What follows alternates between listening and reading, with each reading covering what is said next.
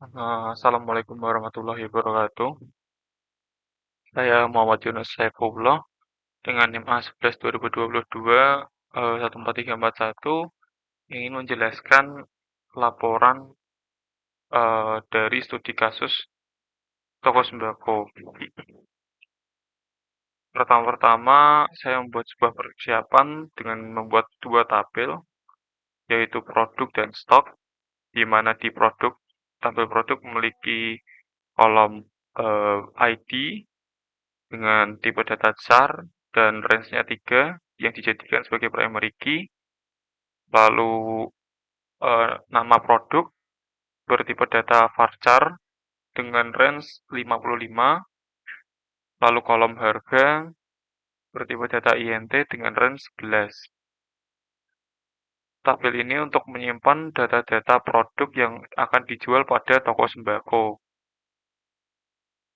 Lalu selanjutnya saya membuat tabel data stok, di mana data stok memiliki ID dengan tipe data char dan range 3, lalu jumlah dengan tipe data int, lalu status dengan tipe data varchar dengan range 20.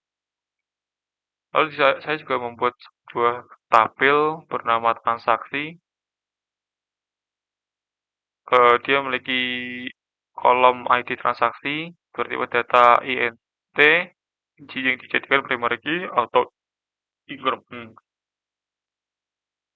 Lalu kolomnya ada kolom nama pembeli dengan tipe data varchar dan range 55.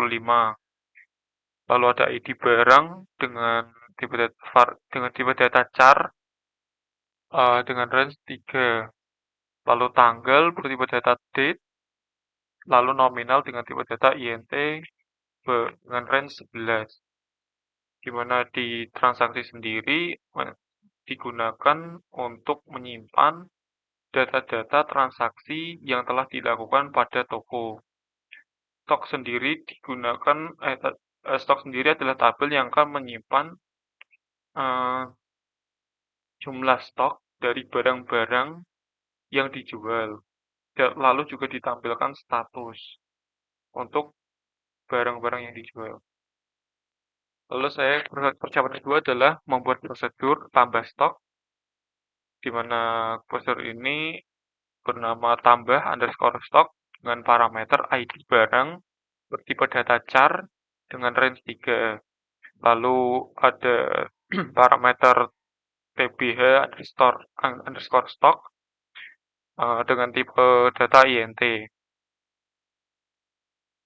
ID barang sendiri adalah digunakan untuk menspesifikasikan barang mana yang ingin ditambahkan stoknya. Sedangkan tbh stok adalah jumlah yang akan ditambahkan.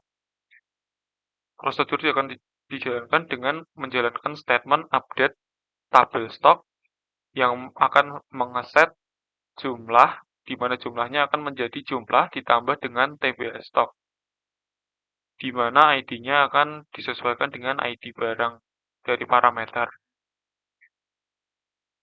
Inilah pengujiannya, di mana di sini stoknya 30, 5, 50, 15, dan 150. Lalu di sini di prosedurnya dengan ID GR1 dan jumlah yang ditambahkan 3. Sekarang dari 15 menjadi 18. Persiapan ketiga adalah membuat sebuah trigger. Triggernya adalah trigger update status. Update status ini berguna untuk ketika sebuah variabel, jika sebuah data pada tabel stok akan diupdate, maka sebelum diupdate, dia akan menentukan status terbaru terlebih dahulu dan menggunakan cache, yang dimana jika jumlah yang baru itu kurang dari 10, maka status dideklarasi sebagai kurang. Jumlah kurang dari 50, maka akan dideklarasikan cukup. Jika kurang dari 100 maka dinyatakan banyak, dideklarasikan banyak. Yang nanti akan lebih 100 lebih nanti akan dideklarasikan sebagai aman. Lanjut adalah manajemen transaksi, di mana di sini saya membuat prosedur untuk transaksi bernama pembelian dengan parameter nama, dengan tipe data varchar, range-nya adalah 100, lalu ID barang dengan tipe data char, range-nya 3, lalu uang dengan tipe data INT, range-nya 11. Pertama-tama akan dideklarasi variabel HG bertipe data INT, integer, dengan range 11. Lalu di sini akan dimulai transaction. Lalu di dalam transaksi tersebut akan dijalankan statement select harga dari tabel produk untuk ID sesuai dengan ID barang yang diinputkan. Lalu ini akan dimasukkan ke variabel HG tersebut. Lalu akan masuk ke conditional statement if, di mana jika uang yang tadi dari parameter lebih dari sama dengan HG yang berasal dari harga, maka akan jika benar maka akan dijalankan insert into tabel transaksi dengan eh, kolom yang ingin dimasukkan adalah nama pembeli, ID barang, tanggal, dan nominal, dengan value-nya adalah nama dari yang telah dimasukkan, lalu ID barang juga yang telah dimasukkan pada parameter, tanggal akan diisi dengan card date, church date, yaitu untuk mendapatkan tanggal atau tanggal dan waktu yang saat ini. Lalu nominal akan diisi dengan HG, variabel HG. Lalu akan dijalankan update pada tabel stok yang akan mengeset jumlah, di mana jumlahnya akan dikurangi 1 untuk ID barang yang dimasukkan pada parameter. Lalu akan dilakukan commit. Jika kondisi uang lebih dari sama dengan HG tidak terpenuhi, maka akan dilakukan rollback dan akan eksekusi signal SQL set 45000 dengan message-nya adalah uang yang diberi kurang. Lalu di sini akan saya menguji prosedurnya. Sini bisa dilihat pada stok 35, 50, 18, 150. Lalu saya memanggil pembelian, prosedur pembelian, di mana nama nama pembeli adalah Yunus, lalu ID barang yang diinginkan adalah GL1, dan uang yang diberi adalah 20.000. Lalu saya juga memanggil pembelian untuk nama pembeli Yunus, ID barang GR1 dengan harga 6.000, dengan uang 6.000, maaf. Lalu di sini terlihat bahwa sudah dimasukkan di mana ID transaksi atau increment, nama pembeli sesuai dengan yang telah diinputkan, ID barang juga sudah, nominal yang dimasukkan karena sudah memenuhi conditional statement tadi, maka nominal akan dimasukkan harga dari GL1 dan GR1. Tanggalnya pada saat itu juga sesuai, dan dilihat bahwa stok pada GL1 dan GR1 juga berubah, 49 dan 17. Lalu di sini adalah manajemen user, saya membuat user baru bernama admin dengan password admin, lalu juga user kasir dengan password kasir. Lalu saya memberi kedua user tersebut privilege yang sesuai dengan apa yang mereka pakai.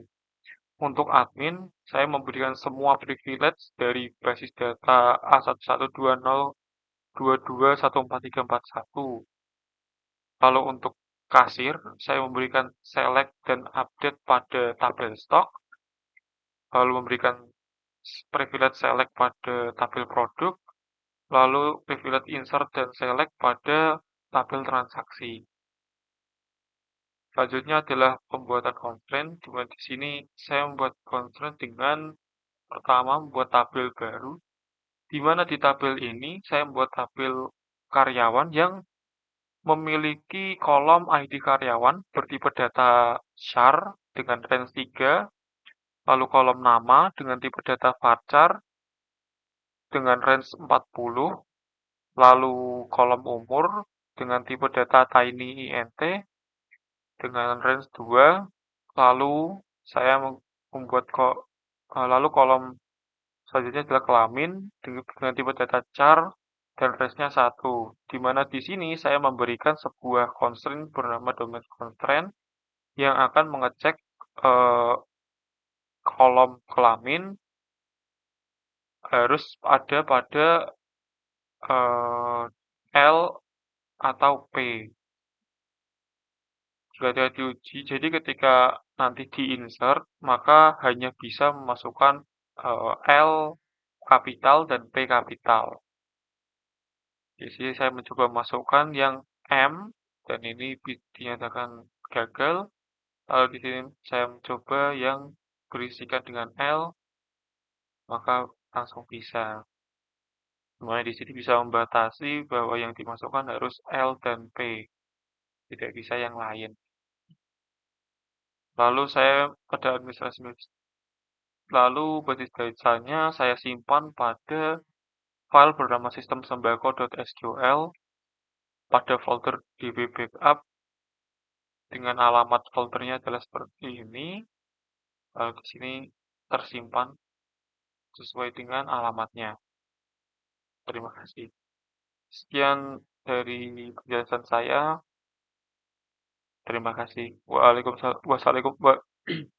Wassalamualaikum warahmatullahi wabarakatuh.